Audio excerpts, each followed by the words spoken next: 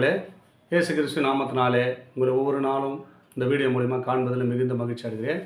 இந்த நாளிலே ஒரு வேத வசனத்தை காண்பிக்க விரும்புகிறேன். அப்போஸ்தலர் 18ஆம் அதிகாரம் 10ஆம் வசனம். நான் உன்னோடு கூட இருக்கிறேன், உனக்கு தீங்கு செய்யும்படி ஒருவனும் உன்மேல் கை போடுவதில்லை. பாருங்கள், அவர் நம்மளோடு கூட தான் இருக்கிறாராம்.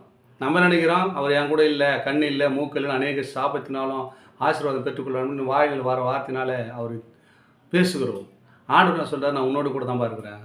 நீ தீங்கு செய்யும்போது, பாவம் செய்யும்போது நான் உன்னை விட்டு விலகி இருக்கிறேன். நீ நன்மை செய்யும்போது நான் உன்னோடு கூட இருக்கிறேன்ப்பா.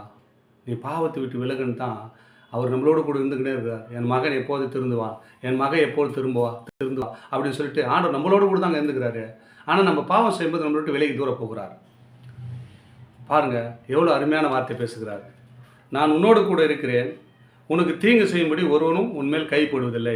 நீ அநேக இடத்துல பாவத்தில் சிக்கிக்கிறப்பா, ஆனால் அந்த தீங்கு உன்னை பற்றி கொள்ளாதபடி நான் உனக்கு ஒருவரும் உன் மேலே கை போடாது நான் பாதுகாப்பாக பார்த்துக்கிட்டு தான் இருக்கிறேன்.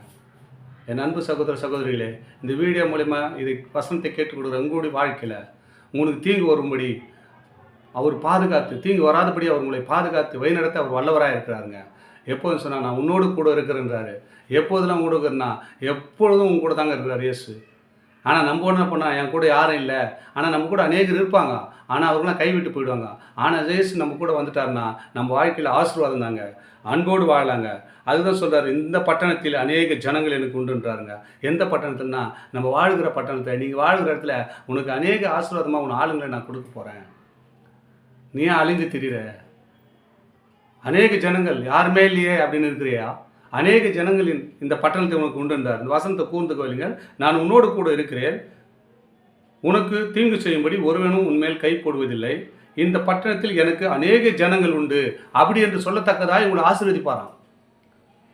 நான் யாருமே இல்லையே, தனிமையாக இருக்கிறேன்னு நினைக்கிறியா? இல்லைங்க, ஆண்டவர் உன்னோடு கூட இருக்கிறாருங்க.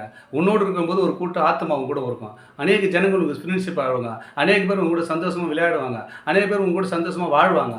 எல்லா பிரச்சனையும் விட்டு விலகி உங்களை ஆசீர்வாதம் நடத்துவாருங்க. ஏன்னா நான் உன்னோடு கூட இருக்கிறேன்றாரு. அவர் எப்படி இருந்தாரோ அந்த வாழ்க்கை வாழ்வுன்னு சொன்னால் நான் எல்லாம் பாவத்தை சாபத்தை எல்லாம் விட்டு ஆண்டவர் கூட வரும்போது அவர் உன்னோடு கூட தாங்க இருப்பார். தீங்கு செய்யும்போது மட்டும்தான் அவர் விலகி இருப்பார், பாவம் செய்யும்போது விலகி இருப்பார். ஆனால் உன் ஆசீர்வதிக்க மட்டும் தாங்க அவங்க கூட இருக்கிறன்றாரு. எப்போ நீங்கள் மனம் திரும்ப போகிறீங்க, எப்போது கர்த்தருக்குள் வர போகிறீங்க, அப்போது தாங்க உங்கள் குடும்பத்தில் ஆசீர்வாதம் நன்மை பெருகும். நான் உன்னோடு கூடுறேன், ஆனால் தீங்கு ஒன்று அணுகாதபடி அவனை பாதுகாத்து தான் இருப்பார். ஆனால் முழுமையாக ஆசீர்வாதம் பெற்றுக்கொள்ளணும்னு சொன்னால் நான் முழுமையாக அர்ப்பணித்து ஆண்டவருக்காக நம்ம ஓடும்போது நிச்சயமாக உங்களை ஆசீர்வதித்து அவர் பெருக பண்ண வல்லவராக இருக்கிறார். ஆமென். God bless you.